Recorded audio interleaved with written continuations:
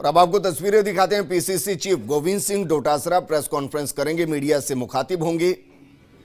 पत्रकार बंधुओं का, प्रिंट और इलेक्ट्रॉनिक मीडिया से आए तमाम भाइयों का स्वागत है। प्रदेश कांग्रेस कमेटी ने पूरे देश में चल रहे मोदी सरकार के उन 3 काले कानूनों के विरोध में किसानों का जो धरना आज 35 दिन से 36 दिन से ऊपर हो गया है, फिर भी सरकार के कान पे जूं नहीं रह रही है। सरकार हठधर्मिता पे उतरी हुई है, किसानों की बात सुनने को तैयार नहीं है, किसानों से बात करने को तैयार नहीं है, किसानों की समस्या का समाधान करने को तैयार नहीं है। किसान की रोजी रोटी बचाने के लिए जो किसान आंदोलन कर रहे हैं, उनकी समस्या का समाधान करने के लिए उनके पास में कोई समय नहीं है, कोई विजन नहीं है, कोई इच्छा शक्ति नहीं है। इसलिए प्रदेश कांग्रेस कमेटी ने तय किया था कि हमारे तमाम मंत्री विधायक कांग्रेस के स्थापना दिवस 28 तारीख से लेकर के 30 तारीख तक विभिन्न जिलों में किसानों के बीच में किसान संवाद कार्यक्रम करेंगे। किसानों में एक विश्वास जगा है कि कांग्रेस पार्टी हमारे साथ में खड़ी मिली है। कल मुख्यमंत्री जी के साथ मंत्रिपरिषद के सदस्यों की अनौपचारिक बातचीत में प्रदेश कांग्रेस कमेटी ने यह तय किया कि 3 जनवरी को जयपुर में शहीद स्मारक के ऊपर दोपहर को 12 बजे से लेकर के 4 बजे तक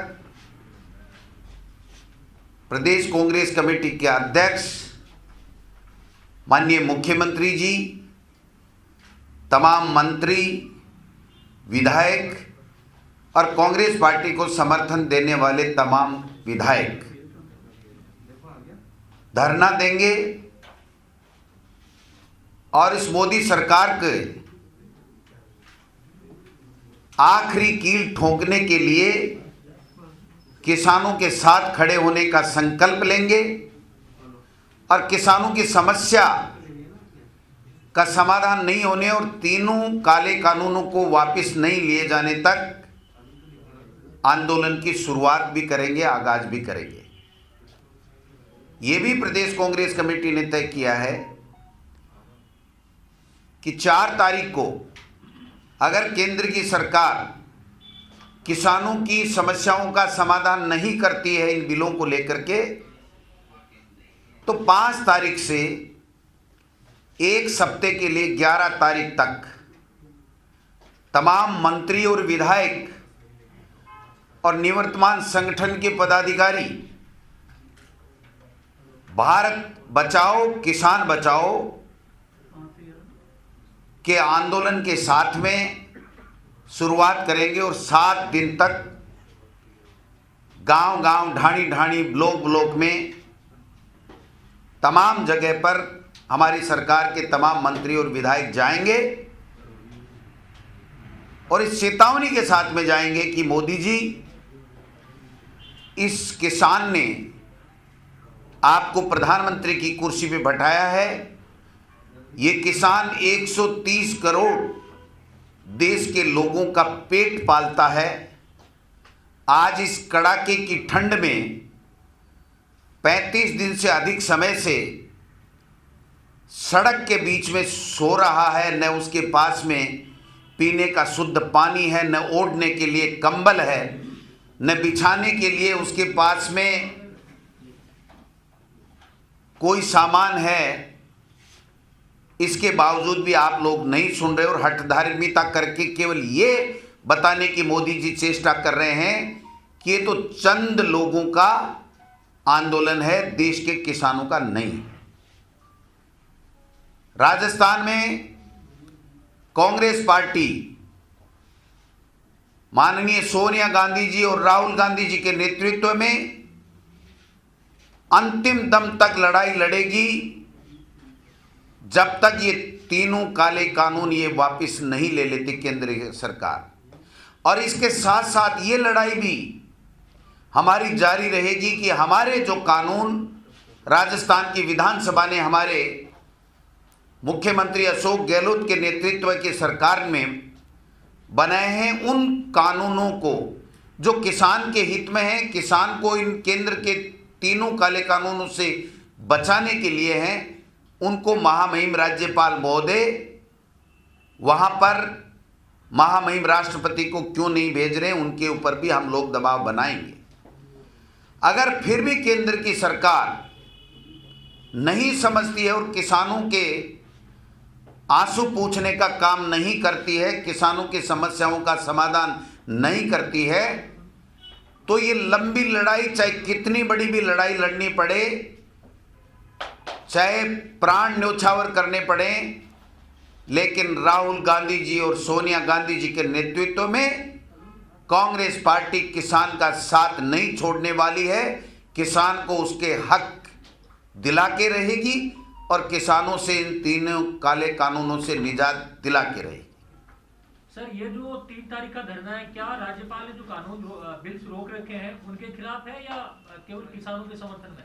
बिल्कुल दोनों बातें हैं। तीनों काले कानूनों को वापस लेने के लिए जो किसान आंदोलनरत है उसके समर्थन में एकजुटता प्रदर्शित करने के लिए, उनका साथ और संबल देने के लिए, और हमारे जो कानून बनाए हुए हैं किसान के हित में, उन तीनों काले कानूनों से बचाने के लिए उनको महामहिम राज्यपाल के द्वारा महामहिम राष्ट्रपति को भेजे जाने के लिए, दोनों बातें शामिल हैं। जिस तरह से किसान के साथ वार्ता हुई केंद्र मंत्रियों की, अब की बार तो खाना भी साथ खाया, मंत्रियों ने लंगर का खाना परोसा, तो क्या लगता है कि गाड़ी पटरी पर लगी? आप देखिए, दो बातें हैं।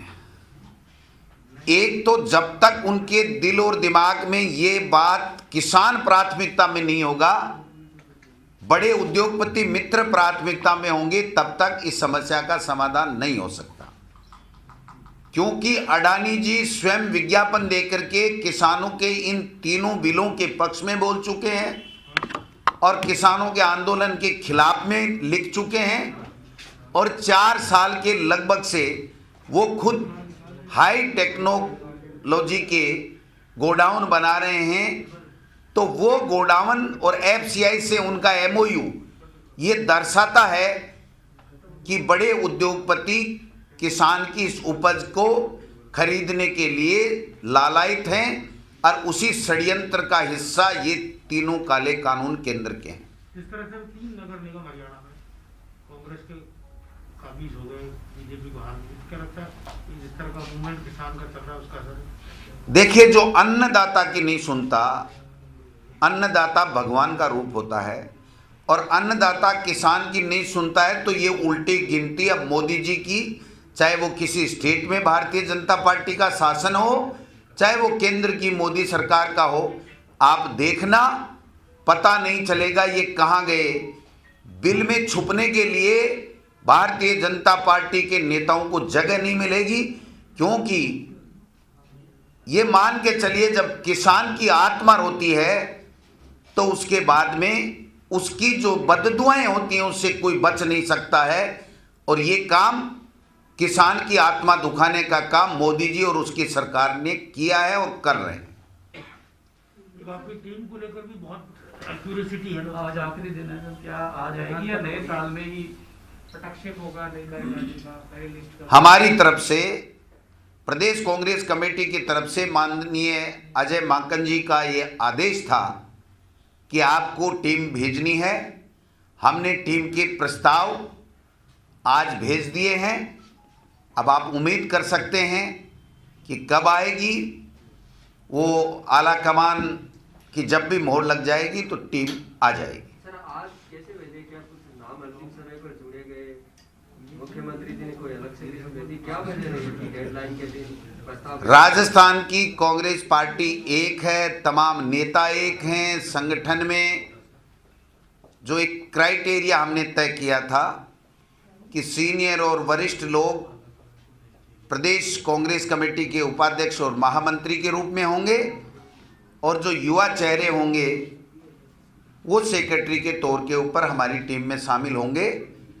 सबको साथ लेकर के सभी कम्युनिटियों का सामंजस्य करके हमारे प्रदेश कांग्रेस कमेटी के द्वारा सर्वसम्मति से प्रस्ताव भेजे गए। छोटी होगी सूची, ऐसा कहा जाता है? बिल्कुल बिल्कुल छोटी होगी।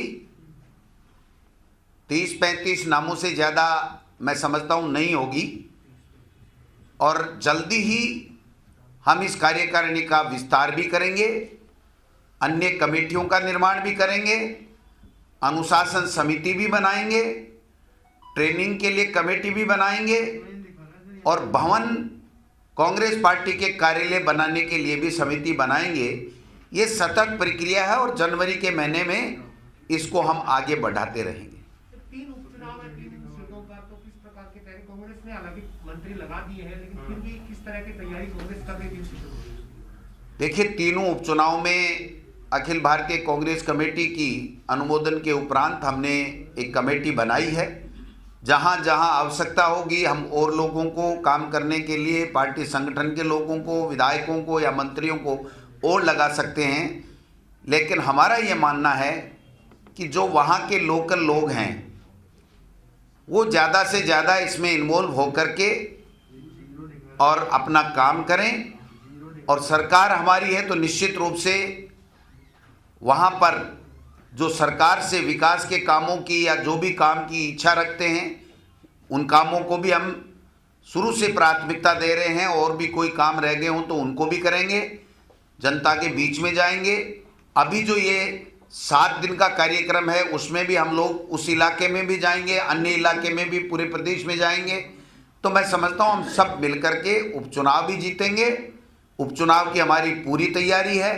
भारतीय जनता पार्टी तो केवल आपसी झगड़ों में उलझी हुई है, टुकड़ों में बटी हुई भारतीय जनता पार्टी है। एक दूसरे के नेताओं में उनमें कोई समन्वय नहीं है। इसलिए कांग्रेस पार्टी को प्रदेश की जनता चाहती है और परिणाम भी कांग्रेस पार्टी के पक्ष में आएंगे। बीजेपी के प्रदेश अध्यक्ष कह रहे हैं कि पर्चा लीक, उप मुख्यमंत्री लीक और जो भी कोई चीज होती है उसके लिए सरकार, सत्ताधारी पार्टी बीजेपी पे निशाना साधती है, लेकिन खामी सरकार में और सत्ताधारी पार्टी में। किस बात के लिए? वो कह रहे हैं कि पर्चा लीक हुआ उसकी जिम्मेदारी सरकार की थी, मुख्यमंत्री को हटाया उसकी जिम्मेदारी सरकार की थी, विधायक कहीं मांग रहे हैं। पर्चा लीक पहली बार नहीं हुआ, लेकिन हमारे समय में पर्चा जब लीक हुआ तो हमने गंभीरता से लिया है। मंत्रिपरिषद की बैठक में विस्तार से इसमें चर्चा की है, और भविष्य में शिक्षित बेरोजगारों के हकों के साथ में किसी तरीके का कुठाराघात नहीं हो और ये पर्चे लीक नहीं हो, इसके लिए गंभीरता से सरकार मनन और मंथन कर रही है, कोई ठोस प्रभावी कार्रवाई करेगी। लेकिन भारतीय जनता पार्टी की सरकार के समय में पर्चे भी लीक होते थे, और पर्चे लीक होने के बाद में उसमें गंभीरता भी उनमें नहीं होती थी, लेकिन हमारी सरकार ने इसको बहुत ही गंभीर लिया।